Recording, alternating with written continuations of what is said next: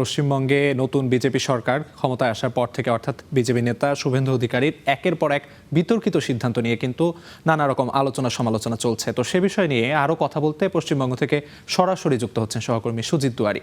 সুজিত, পশ্চিমবঙ্গের যেমনটি আমরা জানতে পেরেছি 90 লাখ নাগরিককে ভোটার তালিকা থেকে বাদ দেওয়া হয়েছে। তো এই নাগরিক, এই 90 লাখ মানুষ, তারা কি সরকারি কোনো সুযোগ সুবিধাই পাবেন না?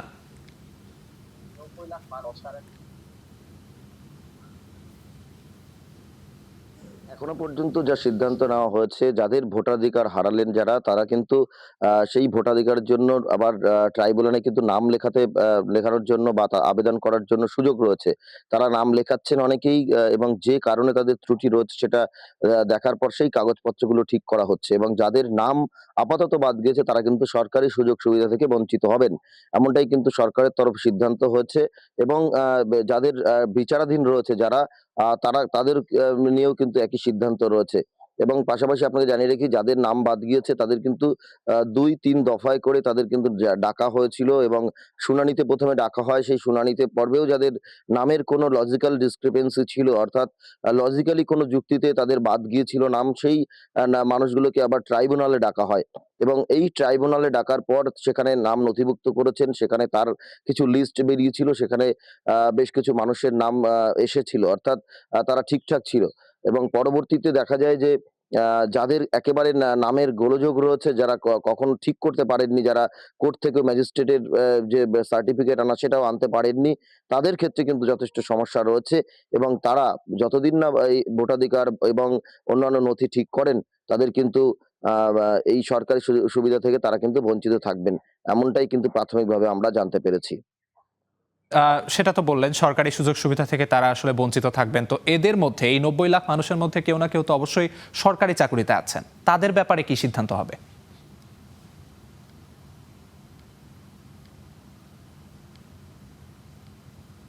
এখনো পর্যন্ত সরকারের তরফে কঠিন অবস্থান নেওয়া হয়নি। তবে তাদের বিষয়ে যারা ভোটাধিকার হারালেন তারা ভোট দিতে পারবেন। আপাতদৃষ্টিতে সেটা হয়েছে। তবে তারা যদি নাগরিকত্বের প্রমাণ দিতে পারেন, অর্থাৎ এদেশের নাগরিক যদি দিতে বলতে পারেন এবং দেখাতে পারেন, সেক্ষেত্রে কিন্তু এই মামলা আদালতের নির্দেশ অনুসারেই সমস্ত কিছু সম্পন্ন হবে। অর্থাৎ আ আ এই সরকারের তরফে যেটা দাবি করা হতে পারে, যাদের ভোটাধিকার হারালেন তারা যদি চাকরিজীবী হয়, সরকারি চাকরিজীবী, সেক্ষেত্রে তাদের বিরুদ্ধে কি ব্যবস্থা নেওয়া যায়? আ যেহেতু তিনি নাগরিকত্বের প্রমাণ বা কিছু ডকুমেন্টস দেখিয়েই কিন্তু তখন চাকরি পেয়েছিলেন। এক্ষেত্রে আদালতের উপর কিন্তু নির্ভর করতে হবে সরকারকে। আদালত কি রায় দেয়, সেই রায়ের উপর নির্ভর করে যে সেই চাকরি, তার যদি সাময়িকভাবে তাকে চাকরি থেকে বসিয়ে দেওয়া হয়, পরবর্তীতে তিনি প্রমাণ করতে পারেন তিনি নাগরিক, তাহলে তাকে কি চাকরি ফেরত দেওয়া হবে? এই সমস্ত প্রশ্ন রয়েছে, কিন্তু এখনো পর্যন্ত এই বিষয় নিয়ে কিন্তু সঠিক সিদ্ধান্ত নেওয়া হয়নি। এবং যে সরকারের তরফে যেটা বলা হয়েছে যে ভোটাধিকার হারাচ্ছেন তিনি, যিনি নিজেকে প্রমাণ দিতে পারছেন না। তবে অন্যান্য সরকারি সুবিধা থেকেও তিনি বঞ্চিত হবেন। সেক্ষেত্রে চাকরির ক্ষেত্রেও কিন্তু তাকে বঞ্চিত হওয়ার একটা সম্ভাবনা রয়েছে। কারণ যে চাকরিজীবী যিনি রয়েছেন, তিনি যদি নিজেকে প্রমাণই না দিতে পারেন তিনি এদেশের নাগরিক, সুতরাং সেক্ষেত্রে কিন্তু তার বিরুদ্ধে কঠিন অবস্থানে যেতে পারে সরকার। এমনটা আমরা জানতে পেরেছি। সুজিত, এই 90 লাখের কথা তো না হয় বললেন, লজিক্যাল ডিসক্রিপেন্সির কথা নিয়ে আসলেন এবং তারা প্রমাণ দিতে পারছেন না ভারতের নাগরিক। কিন্তু আরেকটি আইনে কিন্তু ৭৭টি মুসলিম অনগ্রসর গোষ্ঠীকে সরকারি সুবিধা থেকে বাদ দেওয়া হয়েছে। তো এ ব্যাপারে সরকারের যুক্তি কি?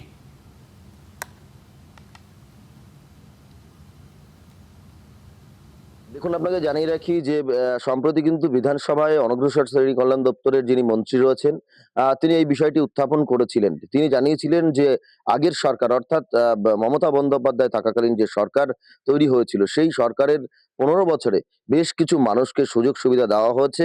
যারা ওবিসি নয় তাদেরকে ওবিসি অন্তর্ভুক্ত করা হয়েছে, এবং সেটা কিন্তু একেবারে পর্যালোচনা ছাড়াই, অর্থাৎ নিজেদের মতো করে তারা ওবিসি অন্তর্ভুক্ত করা হয়েছে।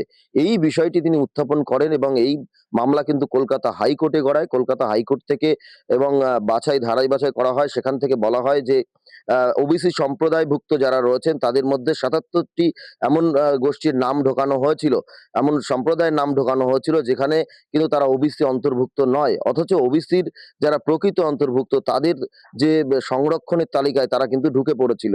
অর্থাৎ ওবিসির জন্য যে চাকরি সংরক্ষণ থাকে বা আসন সংরক্ষণ থাকে, সেই সংরক্ষণের তালিকায় তারা নাম লিখিয়েছিল। সুতরাং সে জায়গায় দাঁড়িয়ে প্রকৃত ওবিসি যারা তাদের কিন্তু সমস্যা হচ্ছিল।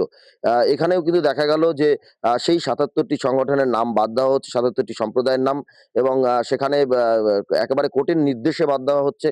এবং এখানে বলা হচ্ছে যে যে ১৭% সংরক্ষণ ছিল, সেই সংরক্ষণও যদিও কমিয়ে বলা হয়েছে, ৭% নিয়ে আসা হয়েছে। এবং এই ওবিসি সংরক্ষণের কমানো হয়েছে কারণ বিভিন্ন সম্প্রদায়ের যে মানুষ যারা ঢুকে পড়ছিলেন, সেই যারা ওবিসি নয় প্রকৃত, তারাও ঢুকে পড়ছিলেন। অর্থাৎ প্রকৃত ওবিসিদের জায়গা নষ্ট করছিলেন। তাদের কম্পিটিশনের যে জায়গা, মার্কেট, সেটা কিন্তু বাড়িয়ে দিয়েছিলেন এই যারা প্রকৃত ওবিসি নয় তারা। সেই জায়গায় দাঁড়িয়ে কিন্তু তাদেরকে ঝাড়াই বাছাই করা হচ্ছে। আমরা কিছুদিন আগেও দেখেছিলাম যে এসসি সংরক্ষণের ক্ষেত্রেও কিছু বিতর্কিত বিষয় এসেছিল, এবং বনগাঁতে একজন কিন্তু এসসি নিজেকে প্রমাণ দিয়েছিলেন। পঞ্চায়েত প্রধানের বা বা আ স্ত্রী রয়েছে, যিনি পরবর্তীতে পঞ্চায়েত প্রধান নিজেও হয়েছিলেন তৃণমূলের সময়। তাকে কিন্তু পুলিশ গ্রেপ্তার করেছে। তিনি অবৈধভাবে এসসি সার্টিফিকেট তৈরি করেছিলেন। অর্থাৎ এই যে বিভিন্ন সম্প্রদায়ভুক্ত মানুষের জন্য যে সংরক্ষণের ব্যবস্থা, সেটা কিন্তু নির্দিষ্ট ওই সম্প্রদায়ের মধ্যেই রয়েছে। সেখানে দাঁড়িয়ে এসসি, ওবিসির ক্ষেত্রেও এবং এসটির ক্ষেত্রেও সেই একই বিষয়, যে সেই সংরক্ষণের তালিকায় অন্যরা কোনোভাবে ঢুকে পড়ছেন এবং সেখানে সহযোগিতা করেছিলেন পূর্বতন সরকারের কিছু মানুষ। যার ফলে সংরক্ষণের তালিকায় তারা ঢুকে প্রকৃত যারা এসসি বা ওবিসি তাদের জায়গা দখল করার চেষ্টা করেছে। সেই জায়গাগুলো ঝাড়াই বাছাই চলছে এবং সরকারের তরফে অবস্থান নেওয়া হয়েছে।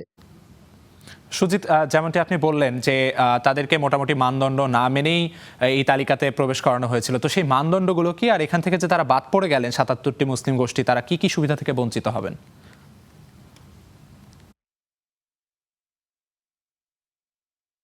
দেখুন, মূলত এই ৭৭টি গোষ্ঠী যারা বাদ গেলেন ওবিসি সংরক্ষণের, অর্থাৎ ওবিসির কার্ড শো করে যে সংরক্ষণগুলো পাওয়া যেত, অর্থাৎ এই যে চাকরির ক্ষেত্রে যে সংরক্ষণ তালিকায় তারা ফর্ম ফিল আপ করতে পারতেন, সেখান থেকে তারা বাদ যাচ্ছেন।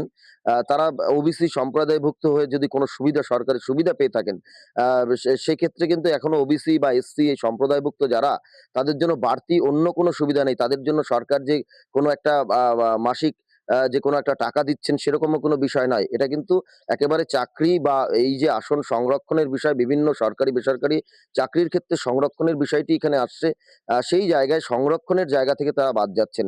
সরকারি সুবিধা যেমন যে পেতেন সেরকমই পাচ্ছেন। কিছু ক্ষেত্রে আমরা দেখেছিলাম যে লক্ষ্মীর ভান্ডারের ক্ষেত্রে এসসি অন্তর্ভুক্ত যারা, তাদেরকে ৳৫০০ বাড়ানো হয়েছিল। ওবিসি অন্তর্ভুক্ত যারা, তাদেরকে কিছুটা বাড়ানো অন্যদের তুলনায়। এই যে বাড়ানো সংরক্ষণ, যারা প্রকৃত ওবিসি বা এসসি নয়, তাদের ক্ষেত্রে সেই সুবিধা থেকে তারা বঞ্চিত হবেন, এবং সরকারি যে সুবিধা রয়েছে সেই সুবিধা থেকে কিন্তু তারা বঞ্চিত হচ্ছেন।